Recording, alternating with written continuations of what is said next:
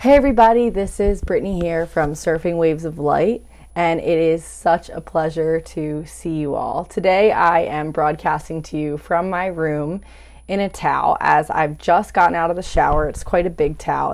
It's a towel dress and it covers everything, but the reason I'm doing that is because I often get messages while I'm in the shower, I'm in the ocean, and so of course, I would love to go in front of the camera looking polished and with dry hair and everything, but when the energy of a message comes to me, I think that is when it's its strongest. And so I thought, why not come back onto the scene in YouTube about a month after my last video and come to you in my truest, most authentic state. I do have a few more videos that I am working on editing right now. I had an illness at the end of August, a little flu thing that lasted about a week, and then right around the beginning of September, I got poison ivy on my face, my stomach, and my legs, and so I'm still recovering from that as well. This is probably the first day that I feel good. My face is still a little swollen, and I have a whole video coming out about poison ivy, and I even did a channeling while in the midst of it, and I think you guys will really like that, so look forward to that. Anyway, so today I was in the shower, and I was getting a lot of downloads from the guides about what's been going on lately. And so, of course, many of you know, if you haven't already been noticing, the energies are increasing. There is an up-leveling of the low frequency vibrations that are no longer being accepted on planet Earth. And so a lot of times that will come out looking like there's a lot of chaos, there's a lot of destruction, there's a lot of things that are going wrong in your life. For example, for me, I've had 2 illnesses right in a row. My mom and my cat, Luna, our favorite cat, went missing a few days before my birthday in August, the end of August. I have a sort of family member in-law that is still not talking to me after a whole year. And there just seems to be all these things in the air. And what I'm being guided about these things and for the collective is that right now, we are really being pushed, 1, to clear low frequency energies that are not going to serve us as we go forward, and 2, to start to really work on looking at our attachments. And I think that our attachments go way beyond even what we physically own. We've been seeing destructions, fires in many different places. One of the places in Maui was is a place that many people like to visit. It's a place that is beloved by many beings who love the ocean, who love Hawaii. And so what's happening now is that we are being asked to start to really trust in the universe, that if things are going wrong, fires, missing cats, loved ones not speaking to us, things not going right, getting 2 illnesses back to back in a row, having poison ivy, which is its whole own teacher. It may seem like a terrible plant, but I think it is actually a healer in a lot of ways, even though it's a difficult illness to manage, I'll say. It takes a lot of focus and mental energy. Right now, we're really being asked to trust that whatever is in front of us, whatever is happening, is in the highest good, is what's meant to be happening. Trusting in life to bring whatever is needed in every given moment. And so as we shift from a society that was mostly operating in the 3D, and many of us are straddling, going back and forth between 5D and 3D, we are now being up-leveled. So we are being asked to move more into the 5D. And in that way, these things that have been structures in our life for a long time, they are starting to be released.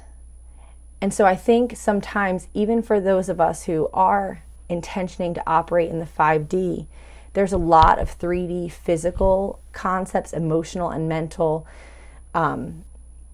ideas and beliefs that are still very much ingrained in us, and we can sometimes get caught up in losing them, when really our main job is to trust that if you have itchy rash all over your body, on your face and eyes and ears, that is not really progressively healing and is keeping you from working, from social events, from surfing awesome waves, we need to be trusting that we are being pulled back into sort of a void, sort of a state of neutrality and benignment.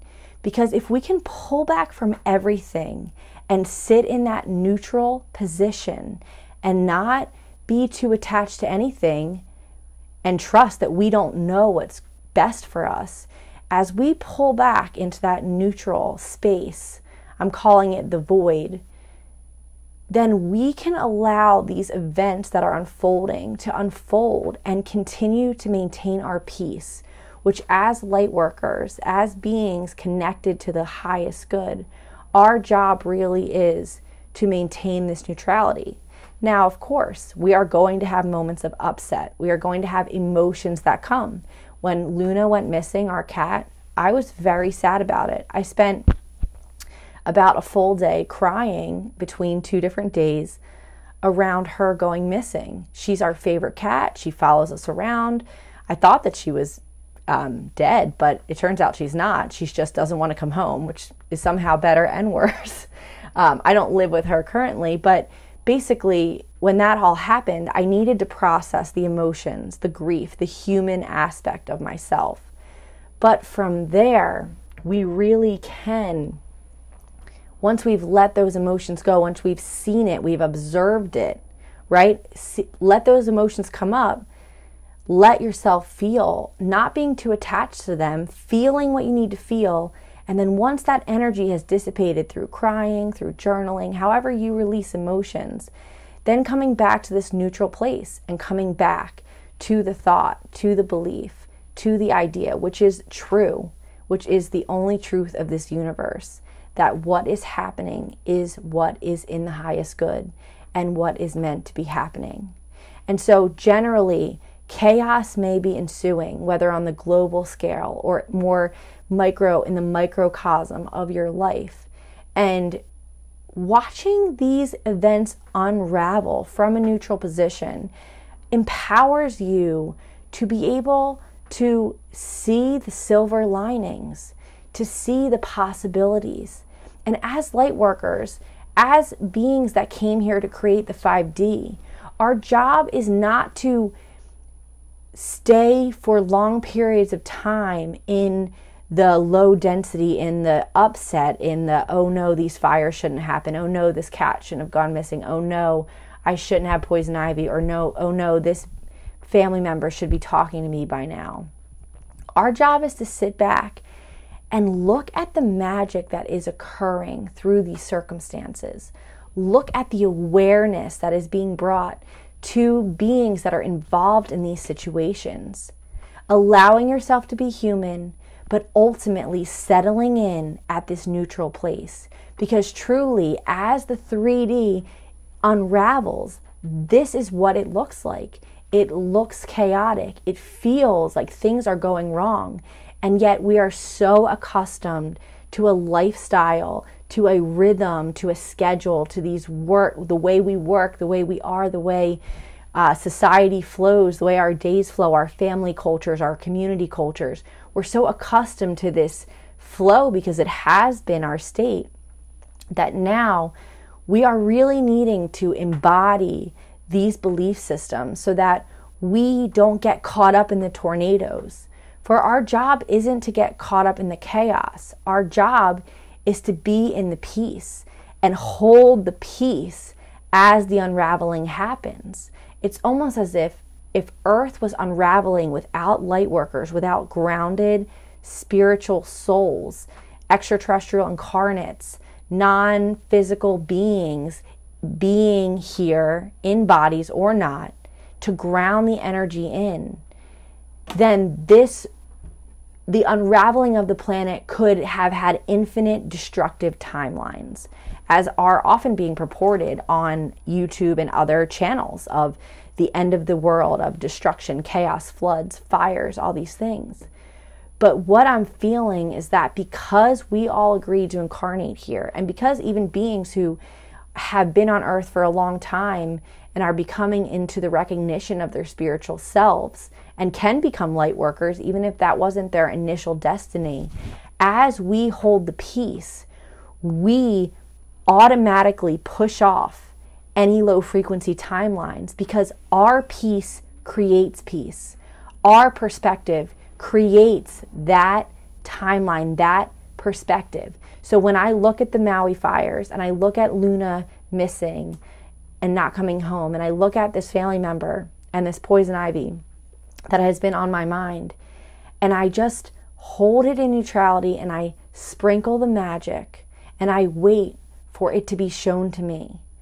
From this position, you can truly enjoy this experience, this show, this illusory earth experience that we're all having, but so real, right? We feel it, we sense it, we're a part of it.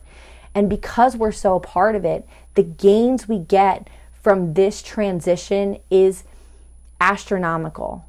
To live through such intense change in such a short time, to go from 3D to 5D in such a short time, we really are able to practice the peace, practice the trust, practice the non-attachment. And that is our job, to be coming into the remembrance and the awareness that we came here to just bring that energy in, to hold the light, and from peace create peaceful timelines.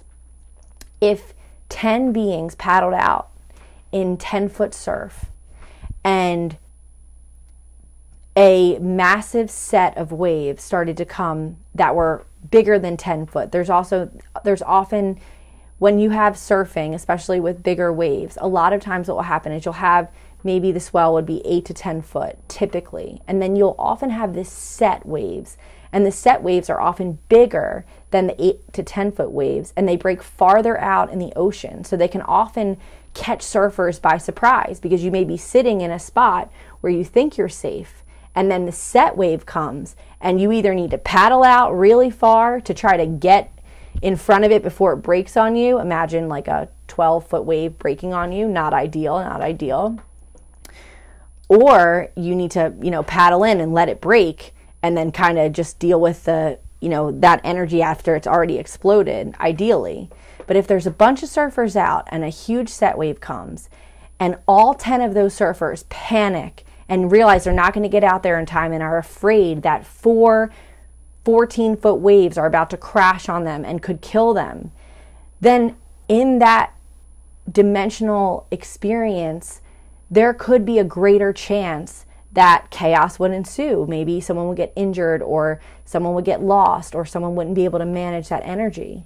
But if there was even just one surfer who looks at the sets and says, we're going to be okay, this is fine, we know how to handle this, we know what to do, we either go under it, or we let it push us in, or we try to make it out, but that person holds the peace, holds the stillness, even laughs at the sight of these massive set waves that are coming. In that moment, that one peaceful person spreads their vibration into all 9 of those other beings, and in that way affects not only their physical superior consciousness, but also their subconscious and unconscious. And it ripples out, and in that way, that one being holding peace, holding direction, their North Star at success, at a beautiful timeline where all beings are able to navigate, that energy keeps all beings afloat, keeps all beings able to manage from peace, because they can attach to the strength of that one being. And at this time, strength is peace, strength is love, and peace is love. And so when you come from a loving vibration, it does not matter how evil, how unloving a force is. Unloving forces are always less strong than love, because love expands. It constantly expands. It is constantly rippling out. It creates like itself, whereas fear has a shorter trajectory. It can be strong, it can be hard, but it requires a lot of energy to create fear. And that's what this world has been, a lot of fearful energies. And so when we look at our day-to-day lives, until we sit back and really look at what we're doing, most of the things we do in the day-to-day come from a fearful perspective. We go to work because we're afraid that we won't have enough money. And we go to the grocery store because we're afraid we won't have enough food. And even if you're not operating from that consciousness on a superior conscious level, the subconscious or unconscious undertones often have that wave within them if you really look deeply into why you do the things you do. And so that is all okay. We don't have to worry about how we're going to unravel the lifetime that we've created from the subtle and the, well, really not even subtle, but subtle programming that we've received. We don't have to worry about that. Our job is to look on the world and see peace and know that no matter what is happening, it is in the highest good, and that these situations will serve us, that everything is coming to a better place. But it requires unraveling, and it requires unraveling with grounded transformer beings, being centered as often as possible. And that could even mean for 5 or 10 minutes a day. It's not about being perfect. It's just about doing what you can. And so even if you're someone who feels no peace right now, if you can practice 2 seconds of peace, just pretend you're an actress in a movie and your job is to be the Zen peaceful being. Just play with it, just practice, just be. And so one final message that was coming through as I was in the shower, as I'm recovering from this poison ivy, is that some of us may be experiencing a void right now. The way that my ego perceives that is boredom, but the way that my higher self perceives that is a necessary coming away, detaching. This summer, for example, there were a few events that I usually go to and love and I used to get filled up with energy from. And this summer, when the day came to go to these events, my emotions, my guidance said no. And I was surprised because these events have been a part of my identity. They've been a part of who I am. And yet I notice that the universe is pulling me back, pulling me away from a lot of the normal routines and rhythms. Not that that means I'll be away forever or I'm becoming a recluse forever. But I think this pulling back is important because it's a part of the disattachment from them. It's part of the looking at these things and learning how to replicate them in a higher vibration. For even things that have been good created in the 3D realm, a lot of them still have underlying tones of low frequency. So for example, some of the events I was talking about are surfing competitions. These are very friendly, very loving competitions, but inevitably, because you are surfing against fellow surfers, other women or other men or whatever, there's inevitably this air of we need to figure out who's better today. Today we're going to figure out who's surfing better, who's better overall. And that energy, I've noticed, has kept me disconnected from the other beings. And even deeply in my spiritual practice and knowing that my fellow being is me and that I should never be against or anything, there's an energy, there's a collective energy that can sometimes come over in those situations and inevitably make us feel differently. And yet there was one event around female surfing this summer that my friend Lauren put on, and I will link to her, I think she has a website or Instagram in the description. But she started doing these prints, these beach block prints is what her Instagram is called. And she decided to post on Instagram and feature 12 women surfers, local surfers from the island, in a calendar. And she took pictures of them surfing and then created artistic expressions of them and then held a little party for the calendar release. And I have to say, I was fully guided to go to that event. I was even there on time, which everyone knows I'm not on time because I'm in my own time. And the energy was amazing. And it really felt like one of the first events where women surfers were brought together, which I do think is a powerful and important community for this spiritual transition. I see surfing and accessing the ocean as a key element in healing for all beings. But we all came together, and it was a time where we were being honored and appreciated and not pitted against each other. And so I'm finding that my energy needs to go to more of these things. Now, I've done some events in the past. I've done moonlight surfing, meditation things, and those, I believe, have had a very similar energy. But it was just really cool to see that even in the external environment, there was someone that is feeling the same way and that used her creative inspiration to create this moment and this connection. And I know that part of my role on this island, in my more microcosmic community, to create connections amongst all the women here, but the women especially, keeping the community together. And this island is 18 miles long, so there's so many different communities, but surfing is one thing that unites us all. And so through surfing, I've been able to meet so many amazing women with beautiful styles. And so anyway, so we're being pulled back into this void. We may not be doing the same things we used to do. We may not feel inspiration to go to the same things we used to go to. But again, sit back and wait for the magic, because something else may appear that ends up having what you are meant to do, as opposed to feeling, as my ego has been feeling, like I'm not doing anything. What am I doing? I'm missing out on everything. Oh, the ego of the I'm missing out on waves has been really fun to watch.